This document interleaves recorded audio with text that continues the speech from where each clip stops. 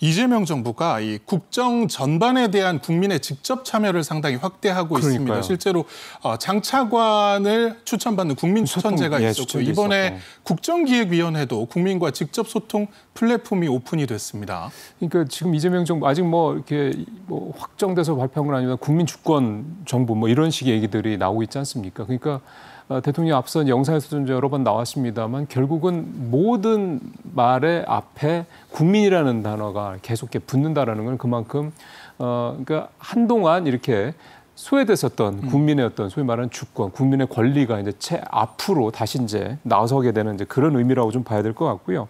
국민추천제도 말씀하셨던 것처럼 일주일간 되게 성황리에 잘해서 이제 결과들이 나오겠습니다. 이런 식으로 했던 것처럼 굉장히 국민들의 관심이 좀 많다라는 점을 봤을 때 이 국민들과의 소통 창구 역시 어떤 국민들의 좀 굉장히 적극적인 그런 관심과 참여가 있지 않을까 기대를 좀 해보는데요. 말씀드린 대로 일단 이재명 정부에게 바란다. 이게 이제 이 소통 플랫폼의 가칭 이름이 되겠고요. 누구나 다 이제 플랫폼 내에 있는 게시판을 통해서 정치, 경제, 사회, 문화, 온갖 분야에 대해서 나는 이재명 정부한테 이런 걸 했으면 좋겠어라는 것들을 직접 올릴 수 있고 이게 이제 단순히 그냥 온라인 게시판만 쓰는 게 아니라 이제 연세가 좀 있으신 분들은 온라인 게시판이 좀 불편할 수 있으니까 이런 분들은 직접 민원 청구에 와서 지금 정부 서울청사에 민원 창구를 만들었거든요. 거기 직접 오셔서 제안을 할 수도 있고요.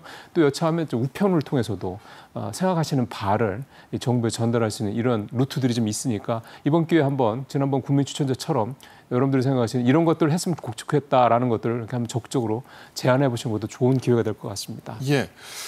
국민과의 직접 소통은 상당히 긍정적인 방향입니다만 이 국민추천제를 돌이켜보면 약 7만 4천 건 정도 추천이 왔고 일부 이제 진지함이 다소 떨어지는 추천도 있었거든요. 이런 것들을 좀 잘 걸러내는 작업도 상당히 중요해 보입니다. 예, 그거는 당연한 어떤 과정이라고 얘기할 수도 있을 거고요.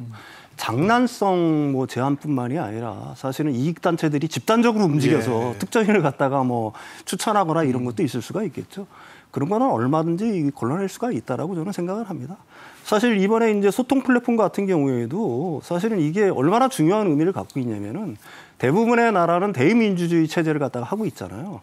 그렇지만 그럼에도 불구하고 국민들은 사실은 소통에 목말라 하고 있는 거거든요. 도대체 내가 원하고 내가 주장하고 이런 것들은 좀처럼 정책화가 안 돼. 이런 것들을 갖다가 해결할 수 있는 어떤 참여의 어떤 장으로서 굉장히 큰 의미가 있다라고 얘기할 수가 있는 거고요. 참여, 직접 민주주의를 갖다가 강화하거나 실행하는 하나의 도구가 될 수 있다는 측면에서는 굉장히 중요한 거고요. 국민들의 어떤 참여가 늘어나면 늘어날수록 당연히 정책에 대한 어떤 신뢰성, 어떤 투명성 같은 것들도 훨씬 제고가 될 거 아니겠습니까? 이런 측면에서 굉장히 어떻게 보게 되면 중요한 의미를 담고 있다라고 얘기할 수가 있는 거고요. 이런 시도는 사실 문재인 정부 때도 있었죠. 광화문 1번가라고 있었는데 그때는 이제 추천순으로 이걸 갖다가 중요성을 배점을 많이 줬어요.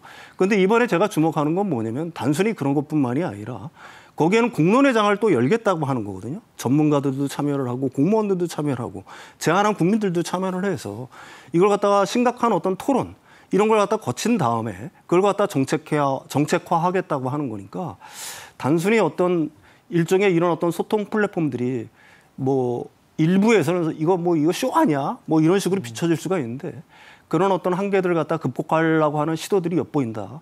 이런 점에서 굉장히 의미가 있다. 이렇게 얘기할 수가 있을 것 같아요. 예. 의견을 수렴하는 국민소통 플랫폼이긴 한데 아직 정식 명칭이 정해지지는 않았고요. 이름도 이 공모를 통해서 정해질 것으로 보입니다. 예, 그러니까 그만큼 이제 무게를 두는 거고 이거를 이제 이재명 정부 내내 가져가겠다라는 의지를 좀 보인 거로 좀 보여지는 거고요. 6월 20일이니까 내일입니다. 내일부터 사흘 동안 이 소통 플랫폼의 정식 명칭을 이제 공모라는 이벤트가 진행이 되고요.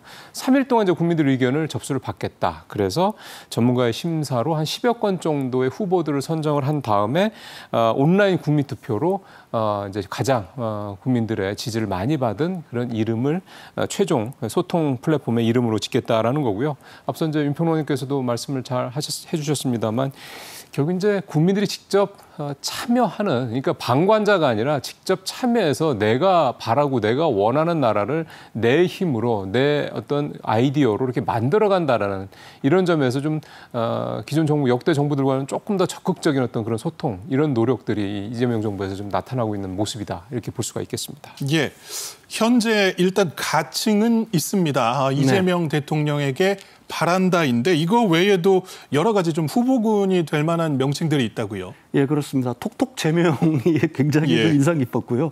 모두 온, 한뜻 광장, 모두의 정책 큐, 마음 모아, 국민의 수첩, 언 국민 툭.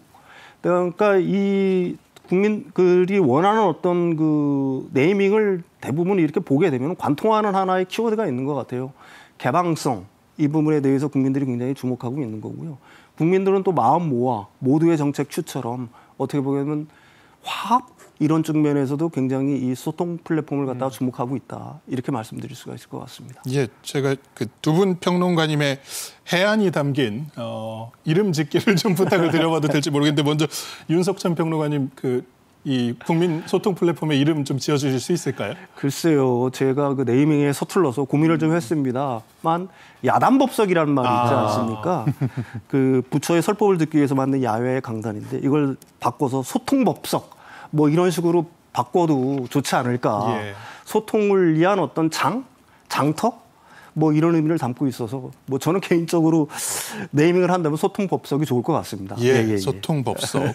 임종인 평론가님 어떻습니까? 저는 이 소통이라는 게 수평적 관계가 되게 중요하잖아요. 그래서 우리가 이제 얘기를 할 때 좀 편안한 자리에서 얘기할 때 도란도란 얘기한다라는 우리말을 좀 쓰다 보니까 도란이네, 도란네 뭐 이런 정도. 도란네가 아니라 도란네. 근데 이거 좀 어감이 좀 별로 안 좋네요. 도란이네 정도가 어떨까? 좀 그런 생각 좀 해봤습니다. 예, 발음에 주의를 해서 좀 읽어야 될 이름인 것 같습니다. 자, 명칭에 대한 추천 외에도 각종 주제에 대한 다양한 제안들도 올라오고 있다는데 어떤 내용인지 좀 소개해 주실 수 있을까요? 결국 이제 이 소통 플랫폼의 본질적인 의미가 여기에 담겨 있다라는 생각이 좀 듭니다. 여러 가지가 올라와 있는데 아마 화면에 좀 뭐가 나올 텐데요. 보면 국민 주권 정부의 기조에 맞는 뭐 군무원의 어떤 그런 역할들, 디딤돌 대출 제도의 뭐 개정, 뭐 입주 직전에 뺏긴 디딤돌 대출 등등등 이런 얘기들도 좀 있고요. 이 외에도 뭐 불법 주차 문제, 뭐 이런 얘기도 주 4일제 제한 이런 다양한 내용들이 나왔는데 결국 이런 것들이 물론 이게 이제 일부의 어떤 분들의 뭐 피해라든가 불편함이라든가 어떤 소원이라든가 이런 걸 수도 있긴 한데 거기서 뭔가 아이디어를 얻어서 더 많은 국민들한테 수혜가 갈 수 있는 그런 정책이 또 만들 수 있는 거거든요. 그런 차원에서 이런 부분들을 그냥 몇 사람들이 그냥 자기들 이익 때문에 생겨서 하는 거다 이렇게만 딱히 폄훼하고 무시할 게 아니라 내용들을 분명히 좀 잘 살펴볼 필요가 있을 것 같고요.